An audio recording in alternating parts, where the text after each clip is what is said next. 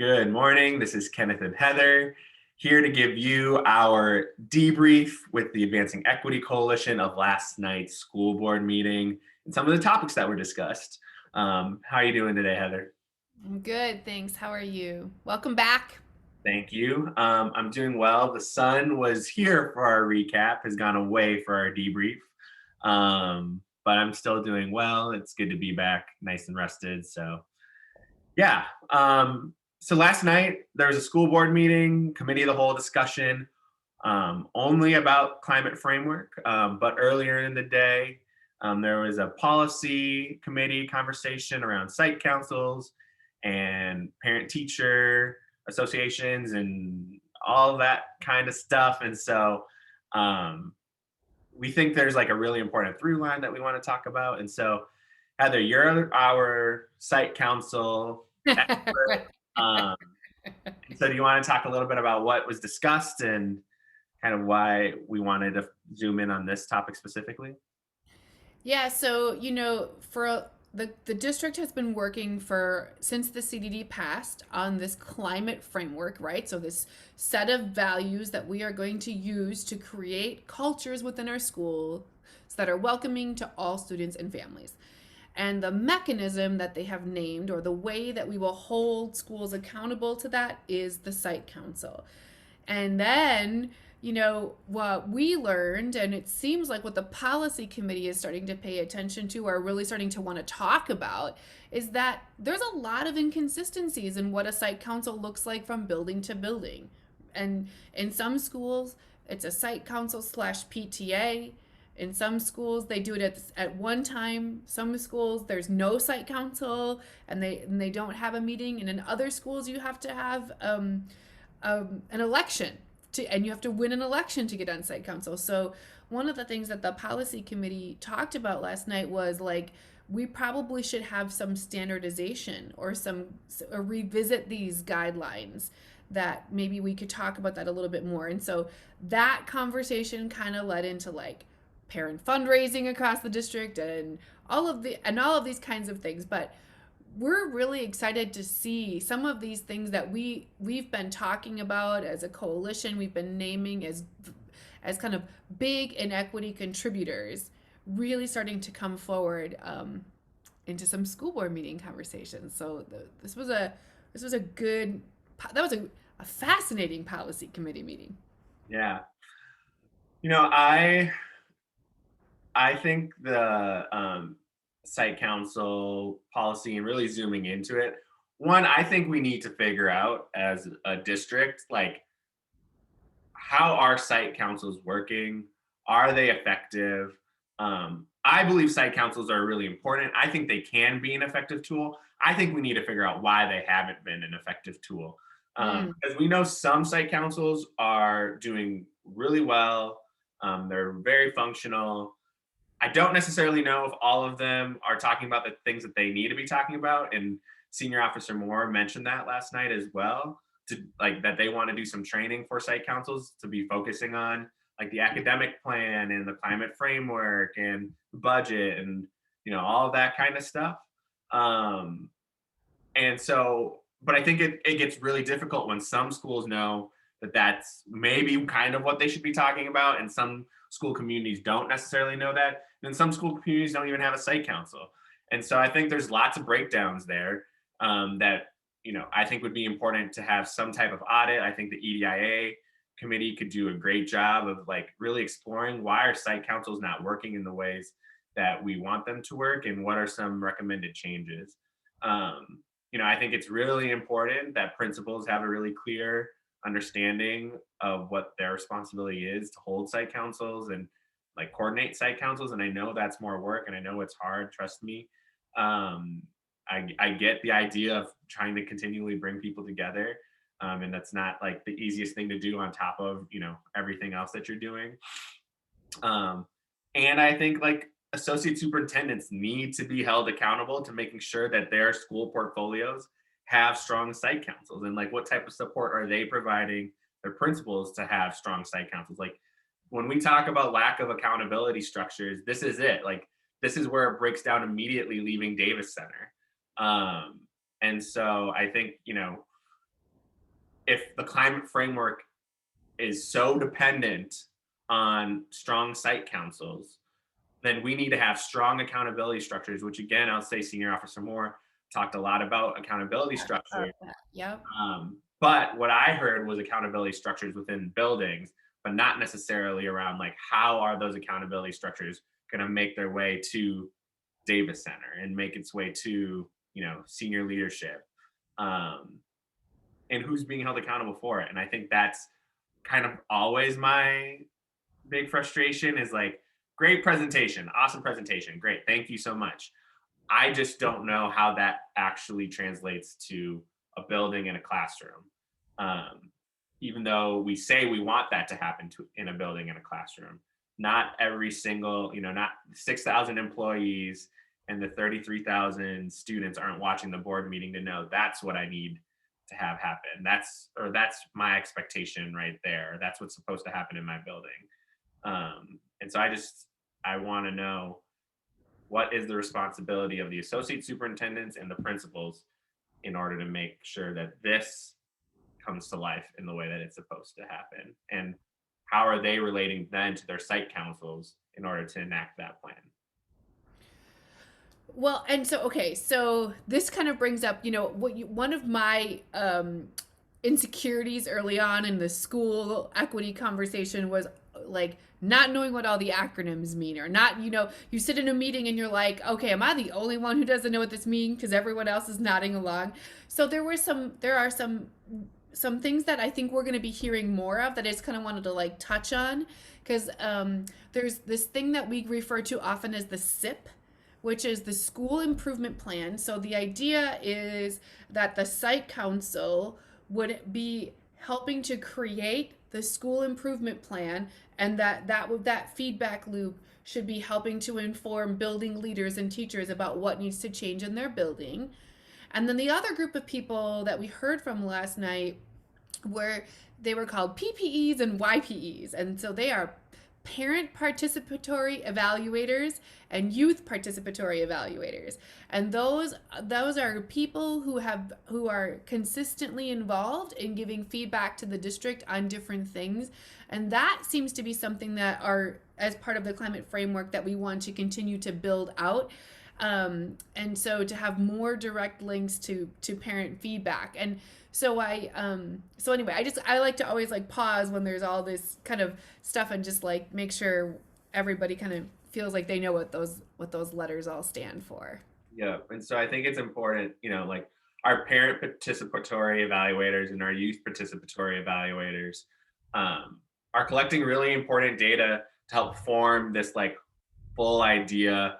And I think some more are happening at individual buildings. I think last night we heard about what's going to happen with changing the name at Jefferson for their global humanities magnet, which is really cool. So I think there's like really good reason to be excited about, the work and how some of this is already being modeled. One of the values is shared decision making and voice. And so, the parent participatory evaluators, the youth participatory evaluators, our site councils, they're all places and spaces where I think we're going to see more student, parent, teacher input on how this all comes together. Now, what again, going back to my frustration, is the struggle is I think generally we're pretty okay. Minneapolis does a pretty okay job. They've set up structures as a district and a district office to hear from the youth participatory evaluators and the parent. That's why they say YPE, because it's really hard to say it out every time. But then when it comes down to the site level and managing, 60 something, 70 something site councils, it gets really hard and it gets really difficult, and they don't do it with consistency across the district. It's totally dependent on like the school community or the strength of a principal. And it's a value of mine is like no system is a quality system if it relies on a superstar effort from one individual or some incredible human being. Like, yes, incredible human beings, incredible individuals can make things happen, and that's great. But if the basic thing that you're supposed to be implementing requires someone being amazing to do it, Mhm. then that's not replicable, and we can't, it's not something that we get. And so how do we set up structures, how do we set up accountability structures, support structures, in order to make sure that every school community has a voice in um, how their culture is developed, and are setting strong goals, and are holding their school, their principal, their school community accountable towards reaching those goals. Also, then I think what's going to be important about the site council is how is that site council, and this is part of the policy that is really inconsistent and doesn't do a great and isn't really enforced, is like how is the site council really representative of that school community?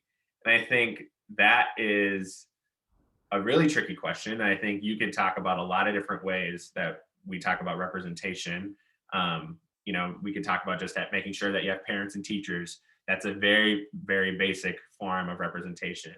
Then you could start looking at it with, a racial equity lens, and like, are we reflecting the population of our students and our families? And so, does the site council have that? And then I think you can go a step deeper. I think you should really be looking at like the language diversity in the building. I think you should be looking at like the different experiences in the building. So yeah, you should have parents whose students are on the honor roll or whatever and in advanced courses.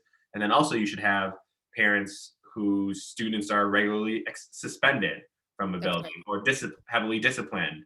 And I want to know what's not working for that student and Right. that parent and that family in this process. Mhm. Um, Mhm. and that I think is a much more important indicator generally than the other.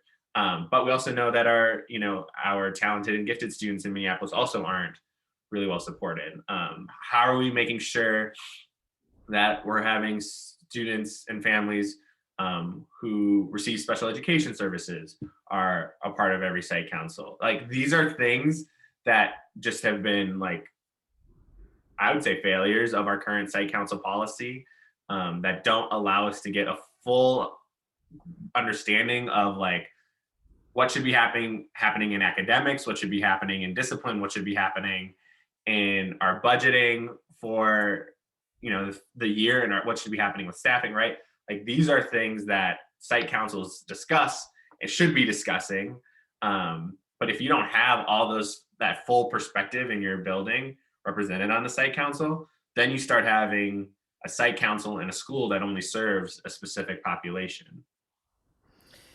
Yeah, and I think we've heard many, many anecdotal versions of that, right? About, it, and look, as a building leader with all that they have to do, it would be attractive to just go and recruit the parents who like you or are happy with the program. And so I think it is a big ask, and I think because it's a big ask, it does require accountability. And what we don't know is like, how will we know? How will the district know, and how will they report out whether or not their site councils are representative and have done of that? And one of the things I've said about this feedback loop for a long time is, when parents are frustrated with something that happens in a building and then they meet with an associate soup, because that's kind of the next level up. I've never seen a real solid loop between that meeting and then like what happens next in the school. That feels like an amazing opportunity to invite parents into the site council to like, hey, so you were frustrated enough to pull me in on this. Now let's get you involved in how we can fix this in the school.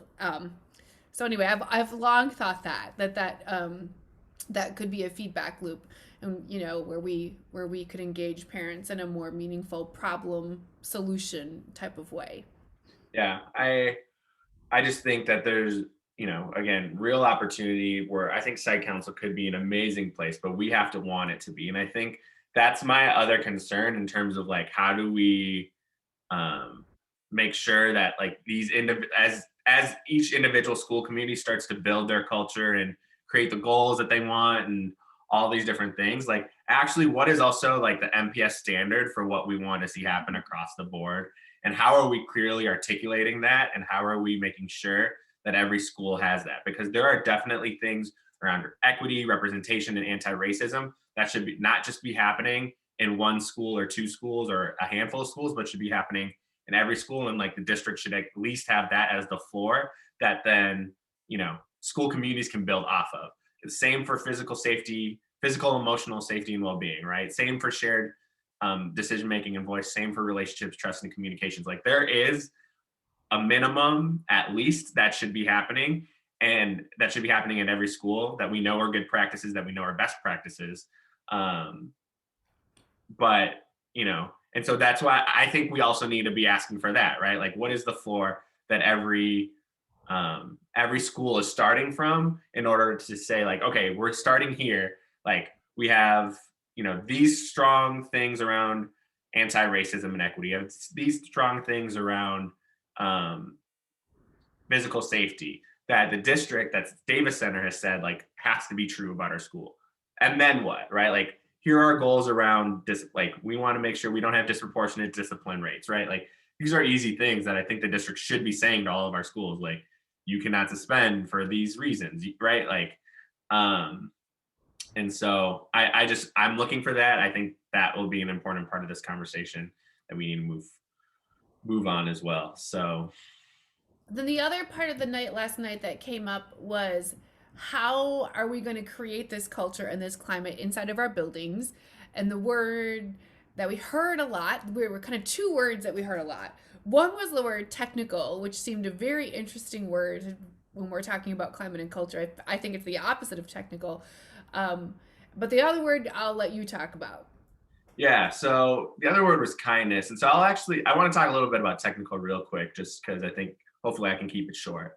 I think the word technical comes up as like a weird word in these spaces, because people don't want to talk about accountability. People don't want to talk about structures of You're support. right. People don't. And so like, oh yeah, this is very technical. Like, let me just get to the values. But the problem is, again, we fail time after time after time to have strong structures in order to implement like these great presentations in a real way at school buildings. And so, we need the technical to be paired with the aspirational, the value statements, whatever. And I think that's true in climate framework. I think that's true in budget. I think that's true in academics. We can't just keep saying, oh, we're going to do this one thing, or we'd like to achieve this one thing, and not have a technical conversation around how that's going to be achieved. I think sometimes, yeah, I know we've talked a little bit about like, oh, some of the literacy presentations have gotten very, very technical. I feel like we need to pull out. There's a balance, right? Like there's a place where we need to understand what's happening, and there's a place where some of this stuff needs to be had. Some of these conversations need to happen in a department conversation. And so that's my little soliloquy on technical. Um, I'll say the other word was kindness, that just kept coming up, and this was my do better moment. If you already catch the recap, so you have an idea around why kindness was bothersome to me last night. But the way that they had talked about it last night was like the climate framework is ideally going to be in place so that everybody in Minneapolis public schools experiences kindness.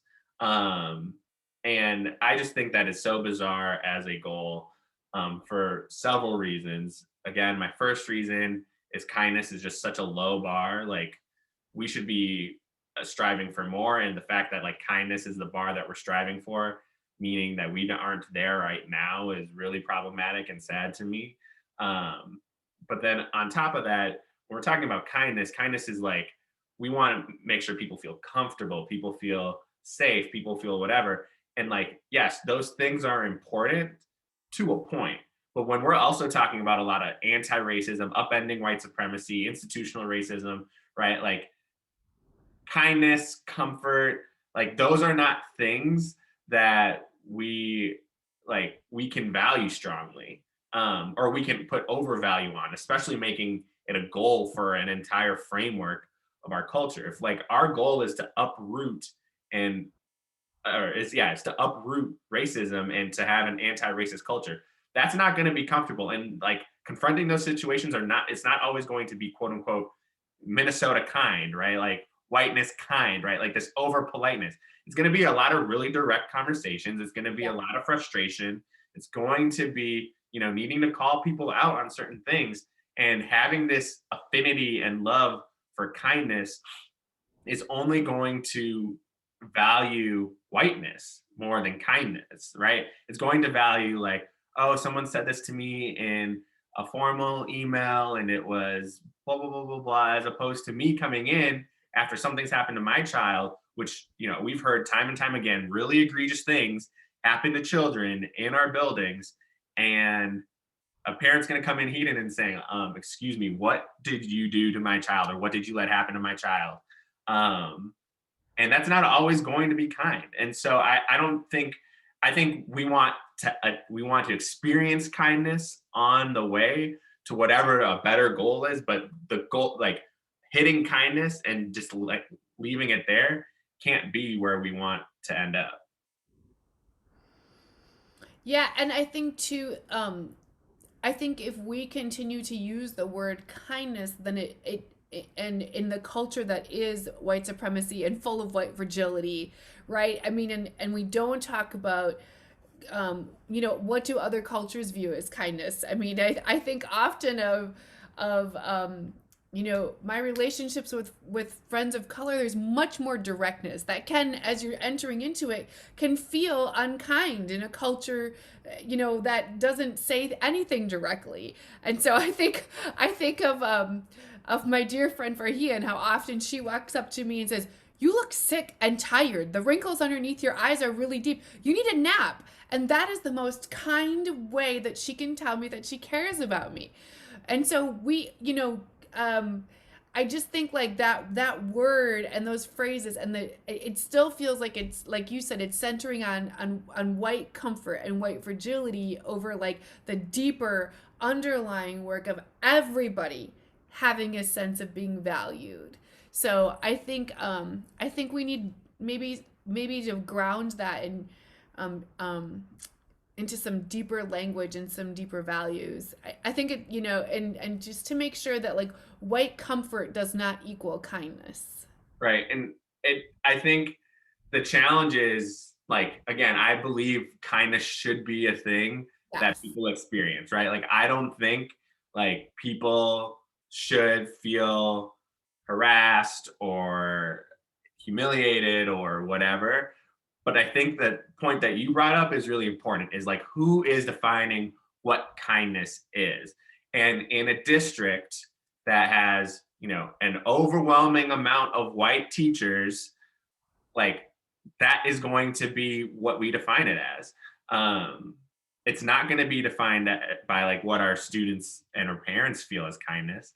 It's going to be defined as like, who are the authorities in our building, who dominates the power structure within our system, and like that's going to be defined as kindness, and it's going to be a moving target because I think there are a lot of times when there are there are white people who do some really mean things, and but they could do it in a polite way or say it in a polite way, but it's really backhanded, or it's really manipulative, but that doesn't but that doesn't get seen by other white folks, especially, as unkind.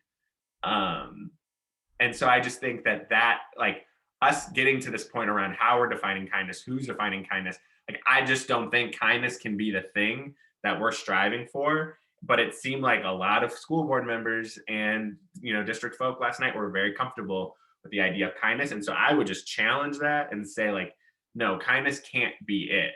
Um, because kindness is, yeah, again, this idea of right to comfort. And you know yeah, I think there's just too many examples, especially that people of color have experienced, where someone else watching the interaction could say, like, yeah, that was kind, that was a great polite conversation, whatever. And we experience it as very different. And so I yeah, I think this like whole idea of comfort and whatever is not what like this climate framework should be striving towards. I think it should be striving towards, again, respect, accountability. I told you in our recap, I don't know what the right word or like goal necessarily is. Um, but I can tell you why kindness, comfort can't be it. Yep. Too often that is used as the weapon right back when you to stop from addressing the actual harm, right? Yep, Yeah. 100%. Um, so that was I think those are the big topics. Heather, did you have anything else that you saw in the board meeting that we wanted to just dive a little deeper into? No, I think, I think that we're always kind of asking the board for updates on the CDD. We wanted to see accountability. We wanted to see what was happening. And my goodness, this has been a year like no other. And there have been setbacks, but I just really appreciate the board and the district's dedication to giving us this climate framework update. Even in the midst of what last week was, I'm guessing they were preparing for this meeting while the Chauvin verdict was coming in. And so it is challenging to continue to show up and do the work while our city is going through so much. And so I just personally appreciated this commitment and this dedication to, even though we're still saying we need more accountability, I do appreciate this level of commitment to finishing what we've started. So, um, and next month the committee of the whole will be talking about literacy, and so we'll have lots to say about that.